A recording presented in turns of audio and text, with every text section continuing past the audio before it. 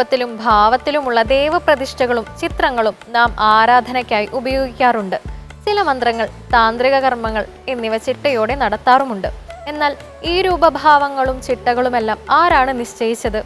ഇതിൻ്റെ ശാസ്ത്രീയത എന്താണ് എന്നൊന്നും ആർക്കും അറിയില്ല. ഇതറിയാതെ ഈ വക കർമ്മങ്ങൾ ചെയ്യുന്നത് എന്തർത്ഥമാണുള്ളത്? ശാസ്ത്രീയതയ്ക്കപ്പുറം ഭാവനയുടെ അംശം ഇതിൽ ധാരാളം കടന്നുകൂടിയിട്ടുമുണ്ട് താനും. അങ്ങനെയെങ്കിൽ അവിടെ പരിഗണിക്കേണ്ടത് നമ്മുടെ മാനസികമായ തൃപ്തിയാണ്. അവനവൻ്റെ വിശ്വാസങ്ങൾക്ക് തന്നെയാണ് ഏത് കർമ്മങ്ങളിലും പ്രാധാന്യം. എന്നാൽ അത് സമൂഹത്തിൻ്റെ പൊതുവായ വിശ്വാസങ്ങളെ ബാധിക്കരുത് എന്ന് മാത്രം. ഏതു കാര്യത്തിലും ഉറച്ച വിശ്വാസത്തോടെ മുന്നോട്ടു പോകുക. ഇന്ത്യയിലെ പ്രശസ്തമായ ആരാധനാലയവും സാംസ്കാരിക കേന്ദ്രവും ഒപ്പം വിനോദസഞ്ചാര കേന്ദ്രവുമാണ് ന്യൂഡൽഹിയിലെ അക്ഷർധാം. 2005 സ്ഥാപിതമായ ഈ ക്ഷേത്രം യമുന നദിക്കരയിൽ സ്ഥിതി ചെയ്യുന്നു. കോൺക്രീറ്റോ ഇരുമ്പോ ഉപയോഗിക്കാതെ നിർമ്മിച്ചിരിക്കുന്ന ഈ അതിമനോഹര വാസ്തുശില്പം കാണാൻ കഴിഞ്ഞില്ലെങ്കിൽ അതൊരു നഷ്ടം തന്നെയാണ്. ഇനി ഇന്നത്തെ ദീപാരാധന കാഴ്ചയ്ക്കായി ക്ഷേത്രാങ്കണത്തിലേക്ക് പോകാം.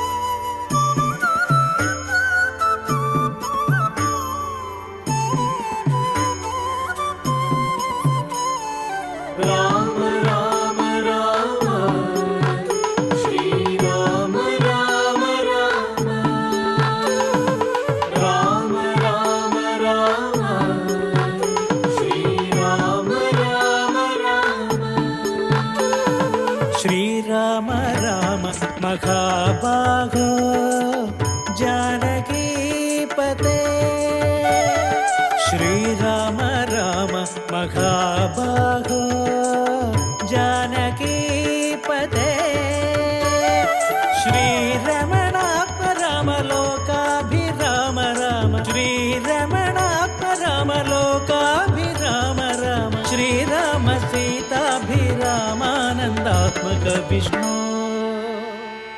श्रीराम सीताभिरामानन्दात्मक विष्णु. ഇത് തിരുവങ്ങാട് ശ്രീരാമസ്വാമി ക്ഷേത്രം. കേരളത്തിലെ 4 പ്രധാന ശ്രീരാമക്ഷേത്രങ്ങളിൽ ഒന്നാണ് തിരുവങ്ങാട് ശ്രീരാമസ്വാമി ക്ഷേത്രം. ചാതുർബാഹുവായ വിഷ്ണുവിനെയാണ് ക്ഷേത്രത്തിൽ പ്രതിഷ്ഠിച്ചിട്ടുള്ളതെങ്കിലും ശ്രീരാമനായിട്ടാണ് ആരാധിച്ചു വരുന്നത്. രാജാധിരാജനും അയോധ്യ ചക്രവർത്തിയുടെ ഗാംഭീര്യവും ഉള്ളതിനാൽ തിരുവങ്ങാട്ട് പെരുമാൾ എന്ന നിലയിലും ആരാധിച്ചു വരുന്നുണ്ട്.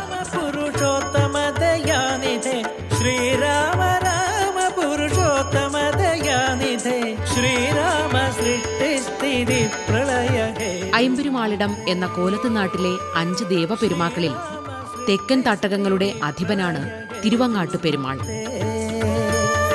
ശ്രീരാമ ദശരഥനന്ദന ഹൃഷികേശ ഹൃഷികേശ, ശ്രീരാമ ദശരഥനന്ദന ഹൃഷികേശ. പ്രശസ്ത ചരിത്രകാരനായ വില്യം ലോഗൻ തന്റെ മലബാർ മാനുവൽ എന്ന ഗ്രന്ഥത്തിൽ ബ്രാസ് പഗോഡാസ് എന്നാണ് തിരുവങ്ങാട് ശ്രീരാമസ്വാമി ക്ഷേത്രത്തെ വിശേഷിപ്പിച്ചിരിക്കുന്നത്.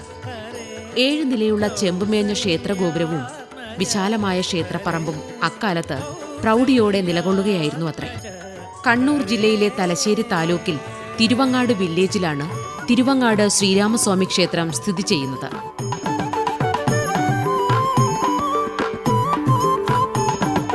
നമസ്തേ ജഗൽപതേ, നമസ്തേ രമാപതേ, നമസ്തേ. ഖരാസുര നിഗ്രഹവുമായി ബന്ധപ്പെട്ട ഐതിഹ്യമാണ് ക്ഷേത്രചരിത്രം. നമസ്തേ വേദപതേ, നമസ്തേ ദേവപതേ. ദുർമാർഗികളായ 2 കാട്ടാളന്മാരായിരുന്നു ശ്വേതൻ, നീലൻ എന്നിവർ. കാവേരി സ്നാനത്തിനായി തലക്കാവേരിയിലേക്ക് പോവുകയായിരുന്ന അഗസ്ത്യമുനിയെ ഇവർ ദേഹോപദ്രവം ഏൽപ്പിച്ചു അത്രേ. ദുർഘടവും സാഹസികവുമായ യാത്രക്കിടയിൽ കാട്ടാളന്മാരുടെ ഉപദ്രവം കൂടിയായതോടെ മഹർഷി കോപാകുലനായി അവരെ ശപിച്ചു. ചെയ്ത തെറ്റിൽ പശ്ചാത്തപിച്ച് ശാപമോക്ഷത്തിനായി അവർ അപേക്ഷിച്ചപ്പോൾ അഗസ്ത്യമുനി ഒരു പരിഹാരം നിർദ്ദേശിച്ചു. ശാപമോക്ഷത്തിനായി 2 പേരും 2 സ്ഥലങ്ങളിലായി തപസ് അനുഷ്ഠിക്കാനാണ് അഗസ്ത്യ മഹർഷി നിർദ്ദേശിച്ചത്. അങ്ങനെ ശ്വേതൻ എന്ന കാട്ടാളൻ തിരുവങ്ങാട് വടക്കേടം ശിവക്ഷേത്രത്തിലും നീലൻ എന്ന കാട്ടാളൻ നീലേശ്വരത്തും എത്തി. തപസ്സിന്റെ കാലാവധി പൂർത്തിയാക്കിയ ശേഷം ഇരുവരും അഗസ്ത്യമുനിയുടെ ശിഷ്യത്വം സ്വീകരിച്ച് മുനിമാരായി. ഇതിനുശേഷം തിരുവങ്ങാട് വടക്കേടം ശിവക്ഷേത്ര സന്നിധിയിലെ തപോവനത്തോട് തൊട്ടടുത്തുള്ള കാട്ടിൽ ശ്വേതമഹർഷി ശ്രീരാമസ്വാമി ക്ഷേത്രത്തിന്റെ പ്രതിഷ്ഠാകർമ്മം നിർവഹിച്ചു എന്നാണ് സങ്കല്പം. ഖരവധ സമയത്തെ ആധാരമാക്കിയാണത്രേ ഇവിടെ പ്രതിഷ്ഠ നടത്തിയത്. രാമചന്ദ്ര നമസ്തേ രാമ രാമ നമസ്തേ രാമഭദ്ര നമസ്തേ രാമ രാമ നമസ്തേ രാമചന്ദ്ര നമസ്തേ. രാമായണത്തിലെ സംഭവങ്ങൾ വർത്തമാനകാലവുമായി കെട്ടുപിണഞ്ഞു നിൽക്കുന്ന രസകരമായ കഥകളാണ് തിരുവങ്ങാട് ക്ഷേത്രത്തിനുള്ളത്. വനവാസകാലത്ത് ഖരദൂഷണന്മാരോട് ഏറ്റുമുട്ടേണ്ടി വന്ന ശ്രീരാമൻ സീതാദേവിയെ ഒരു ഗുഹയ്ക്കകത്ത് ഇരുത്തി ലക്ഷ്മണനെ കാവലേൽപ്പിച്ചതായാണ് കഥ. ക്ഷേത്രത്തിന് സമീപമുള്ള പൊക്കുണശ്ശേരി ഭവനം ഈ ഐതിഹ്യവുമായി ബന്ധപ്പെട്ട് നിൽക്കുന്നുവെന്നാണ് വിശ്വാസം. വനവാസകാലത്ത് സീതയെ സുരക്ഷിതമായി ഒളിപ്പിച്ചുവെന്ന് കരുതുന്ന ഗുഹാക്ഷേത്രം ഇവിടെയാണുള്ളത്. ഇവിടെ സീതാദേവിയുടെയും ലക്ഷ്മണന്റെയും പ്രതിഷ്ഠകളുണ്ട്. ഈ കുടുംബക്ഷേത്രത്തിൽ സ്ത്രീകളാണ് നിത്യവും വിളക്ക് വയ്ക്കുന്നത്. വിശേഷ നാളുകളിൽ മാത്രം ക്ഷേത്രം തന്ത്രിയുടെ കാർമ്മികത്വത്തിൽ പൂജാ ചടങ്ങുകൾ നടക്കും.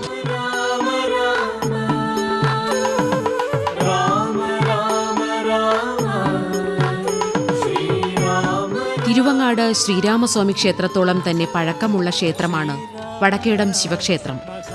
ശ്വേതമഹർഷി തപസ്സനുഷ്ഠിച്ചിരുന്നത് ഇവിടെയായിരുന്നു. വടക്കേടം ശിവക്ഷേത്രത്തിന് അഭിമുഖമായി മറ്റൊരു ശിവക്ഷേത്രവുമുണ്ട്.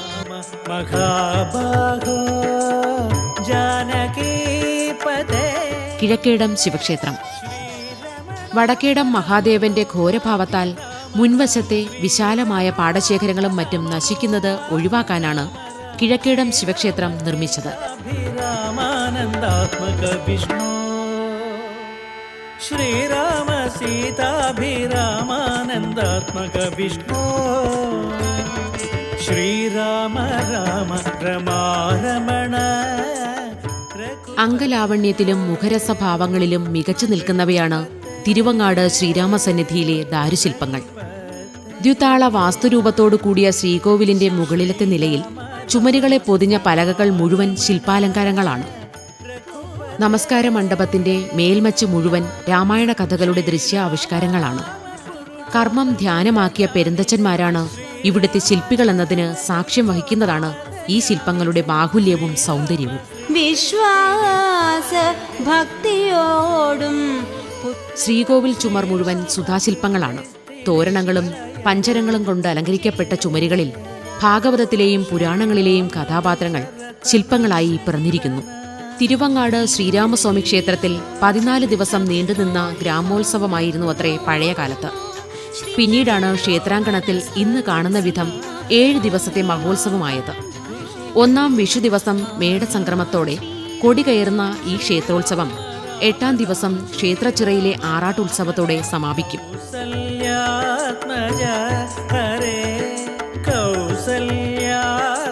തൃശൂർ, പുതുക്കാട്, കുന്നത്തൂർ, കിഴക്കേടത്ത് എന്നറിയപ്പെടുന്ന അമ്പഴപ്പിള്ളി ഇല്ലക്കാരാണ് തിരുവങ്ങാട് ശ്രീരാമസ്വാമി ക്ഷേത്രത്തിലെ ആചാര്യ കുടുംബം.